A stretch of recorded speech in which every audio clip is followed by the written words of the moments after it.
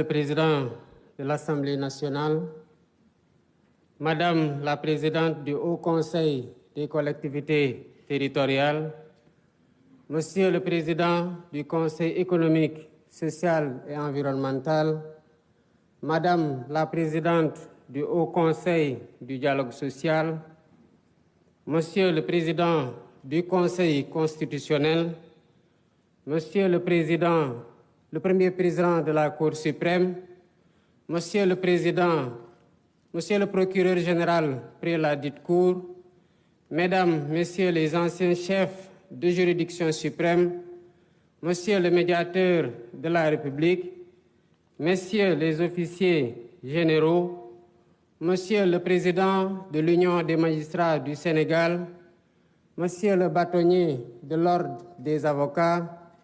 Mesdames, Messieurs les membres de la communauté universitaire, Mesdames, Messieurs les officiers ministériels et auxiliaires de justice,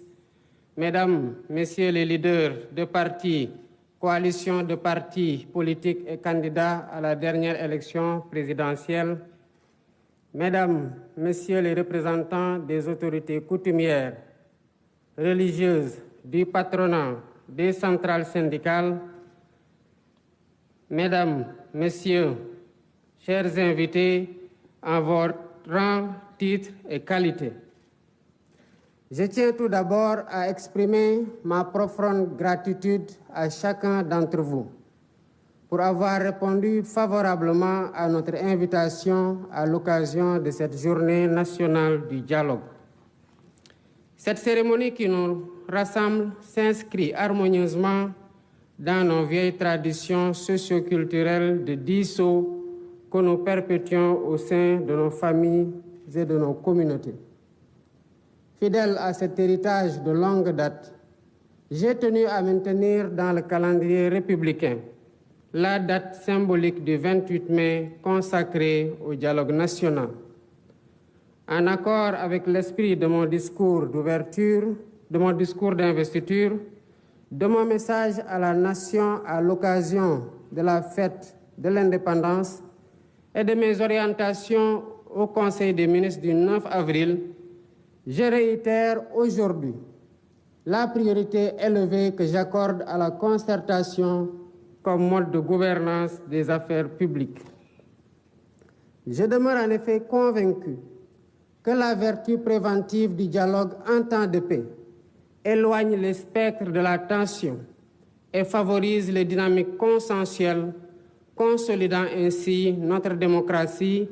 et assurant la stabilité indispensable au développement économique et social dans l'intérêt supérieur de la nation. Dialoguer en temps de paix,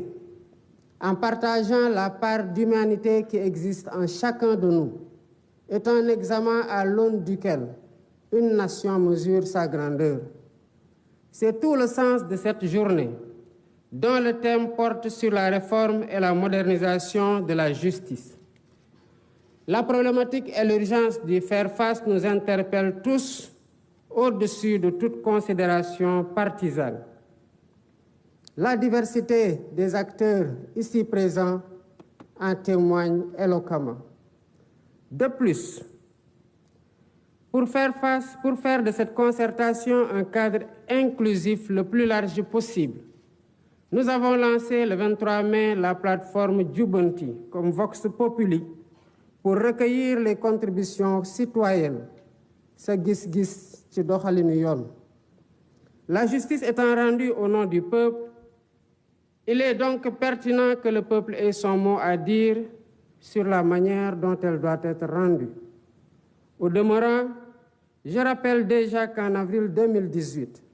le besoin de modernisation de la justice avait fait l'objet d'un rapport d'un comité de concertation mis en place par le garde des Sceaux, ministre de la Justice. 6 années après ces concertations, et après avoir été traversées par de violentes secousses, force est de reconnaître que notre système judiciaire a besoin d'une profonde refondation,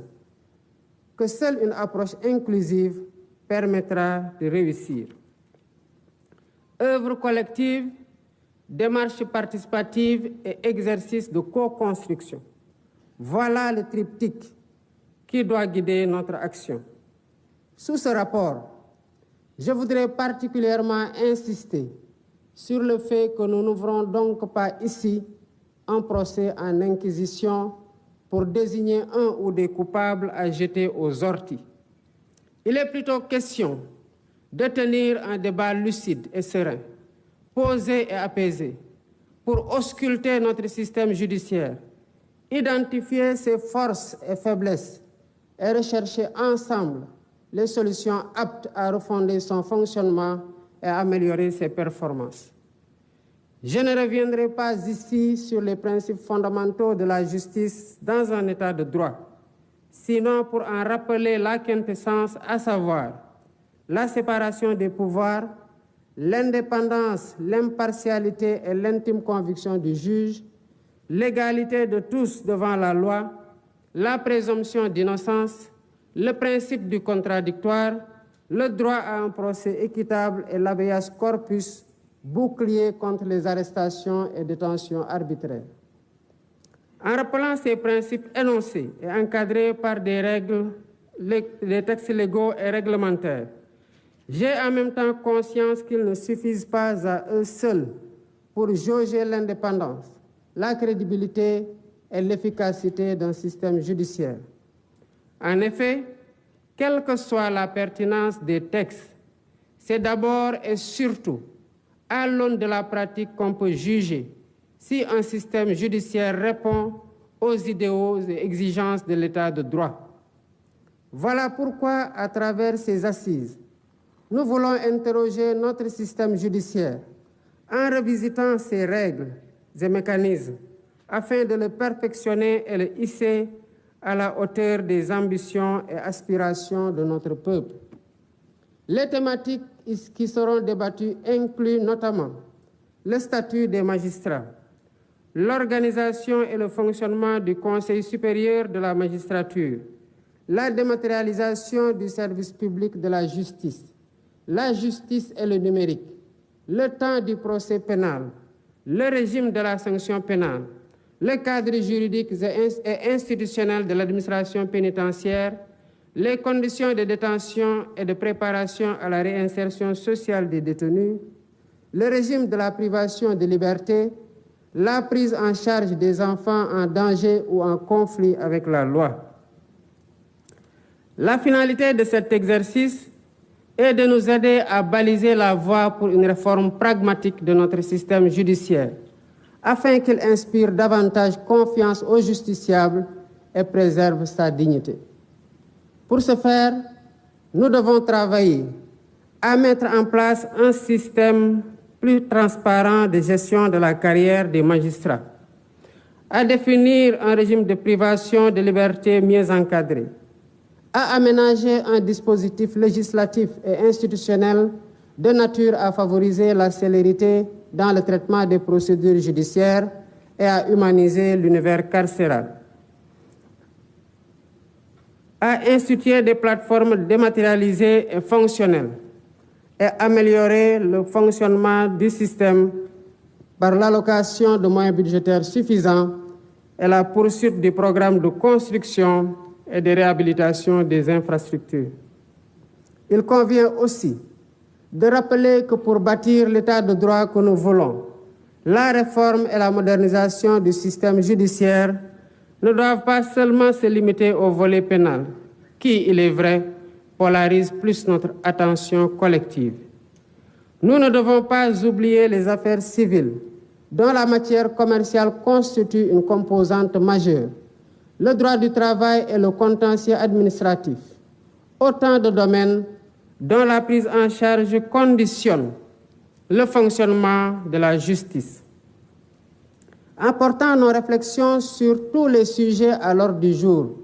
je souhaite que nos échanges s'inscrivent dans une démarche pragmatique et répondent à la finalité de l'exercice. Mais ce faisant, gardons-nous de vouloir bâtir une république des juges qui remettrait en cause le principe cardinal de la démocratie, à savoir le gouvernement du peuple, par et pour le peuple, en vertu duquel les élus restent les dépositaires légitimes du pouvoir étatique. Je suis confiant